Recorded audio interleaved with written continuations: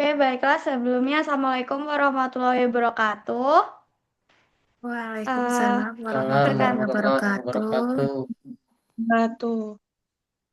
Oke, baik. Perkenalkan, kita dari kelompok 8 akan melakukan presentasi tentang menjaga mutu di setiap tetes, analisis strategi dan metode uji stabilitas pada sediaan krim untuk jaminan keamanan dan efikasi. Sebelumnya, perkenalkan, saya Aziza Dwi Kurnia, dan yang bersamai kelompok-kelompok saya itu ada Sekar Aziza Hoirunisa, Mazaya Fatihah Ramadhani, Pravin Wafidavian Ambriansa, Valencia Intan Zerlinda Artemisia, Aishwanur Aini, Dian Ramadhani Putri Kamarmir, Nazwa Viola Zulfa, Arayan Wahyu Rivaldi, Indriani, Siti Humaira, Hafiz Rahmat Abdussalam. Nah, baiklah, saya Azadi Kurnia di sini akan membacakan latar belakangnya terlebih dahulu. Eh, Selanjut, Sekar.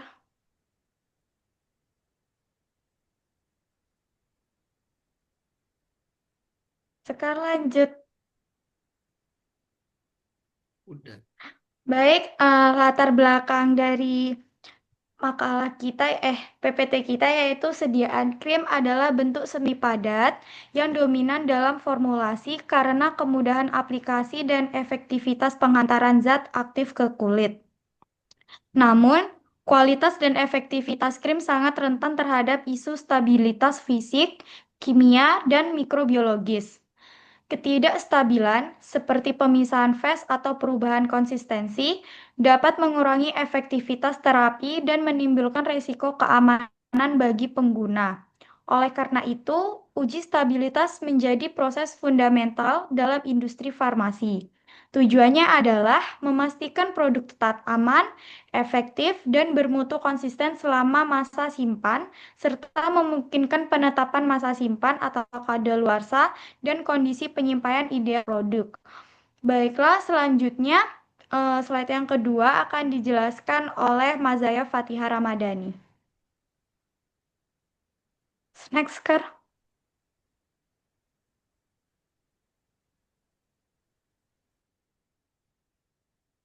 Mazaya,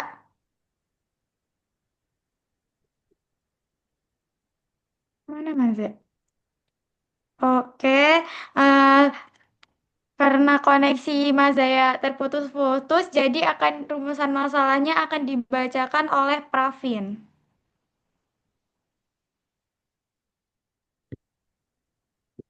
Eh, jadi rumusan Pravin, masalah, jadi rumusan masalah dari materi yang kami bawakan, yang pertama ada jenis uji apa saja yang diterapkan untuk mengevaluasi mutu dan ini kok stabilitas pada sediaan diem ya? semi padat. Yang kedua ada apa saja jenis-jenis sediaan semi padat yang digunakan dalam bidang farmasi dan bagaimana karakteristik masing-masing sediaan tersebut. Kemudian yang ketiga ada bagaimana alur pelaksanaan metode uji stabilitas sediaan semi padat, mulai dari preparasi sampel, alat dan bahan yang digunakan, perhitungan hingga analisis hasil pengujian.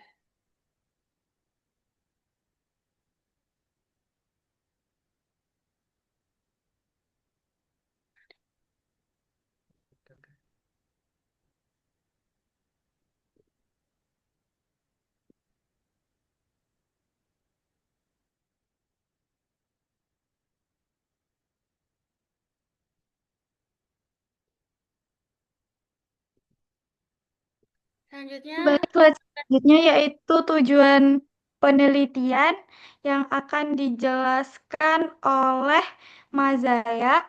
Apakah ada Mazaya?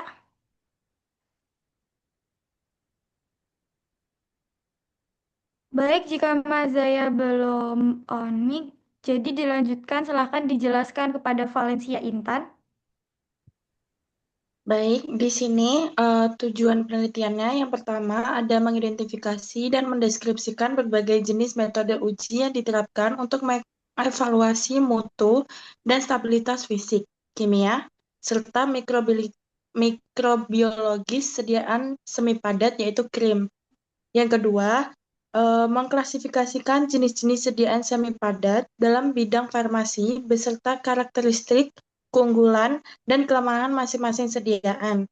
Dan yang ketiga, memaparkan alur kerja atau prosedur yang komprehensif dalam pelaksanaan uji stabilitas sediaan semi padat yang meliputi tahap preparasi sampel, spesifikasi alat dan bahan, metode perhitungan, serta teknik analisis data hasil pengujian.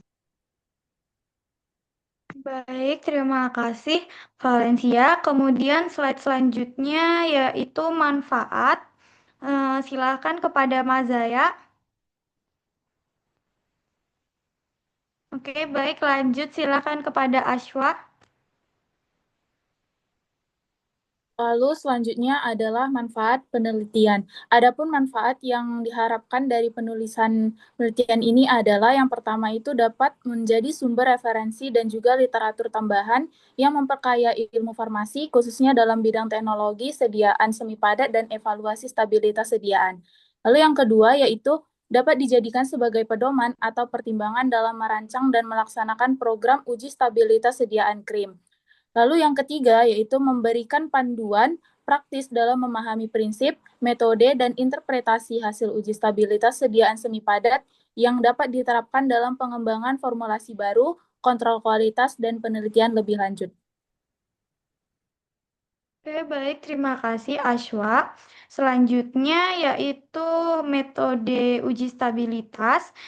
Dipersilahkan kepada Dian Ramadhani.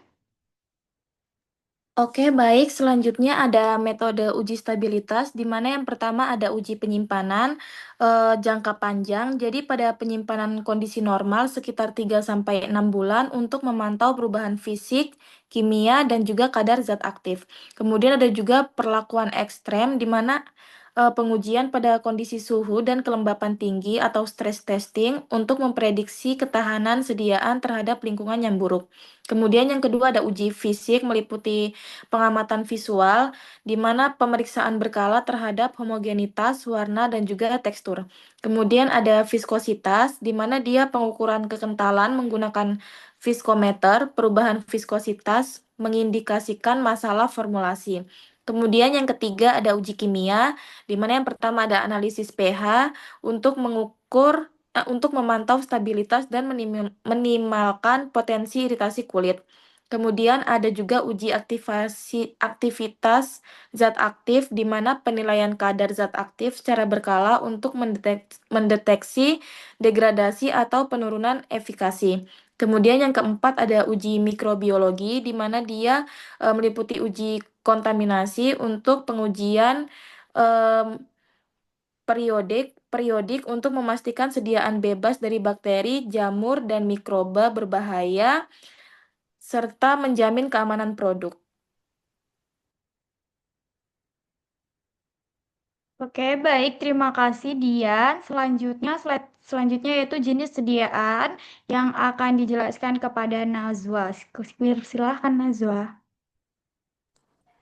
Baik, selanjutnya untuk pembahasan yaitu jenis sediaan semi padat atau krim, yang mana sediaan krim dikategorikan berdasarkan fase kontinu atau fase luar.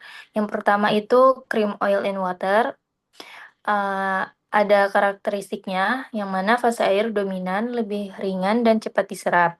Untuk kegunaannya itu ideal untuk hidrasi sehari-hari, krim wajah, atau aplikasi yang membutuhkan sensasi tidak berminyak.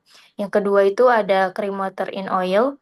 Untuk karakteristiknya yaitu fase minyak dominan, tekstur lebih kaya, dan memberikan hidrasi mendalam dengan efek oklusif. Untuk kegunaannya cocok untuk kulit kering atau penggunaan yang membutuhkan pelembab intensif. Pertimbangan tambahan itu yang pertama ada pengemasan. Nah, penting untuk melindungi sediaan dari faktor degradasi eksternal seperti cahaya dan juga oksigen. Lalu ada emulsifier. Pemilihan jenis emulsifier yang sesuai sangat penting untuk meningkatkan stabilitas emulsi dan juga mempertahankan integritas formulasi. Baik, terima kasih Nazwa. Slide selanjutnya yaitu alat dan bahan yang akan dibacakan oleh Arayan. Dipersilakan kepada Arayan. Baik, jadi alat bahan yang digunakan yaitu pertama ada alat yaitu viskometer Brockfield DV2T, lalu ada pH meter, kemudian ada batang pengaduk, Erlenmeyer, spatel, gelas ukur, gelas kimia, pipet tetes, labu ukur, kertas perkamen, timbangan analitik, dan corong kaca. Selanjutnya ada stamper, cawan porselen, tabung reaksi, pot krim, spektrofotometer UV vis, cawan Petri, serta kapas lidi steril. Untuk bahannya, kita menggunakan krim ketokonazol PTX, kemudian ketokonazol standar, metilen klorida, air bebas CO2, dan media agar Sabouraud Glucose Agar atau SGA. Baik, terima kasih Arayan. Slide selanjutnya yaitu alur metode uji yang akan dijelaskan oleh Indriani.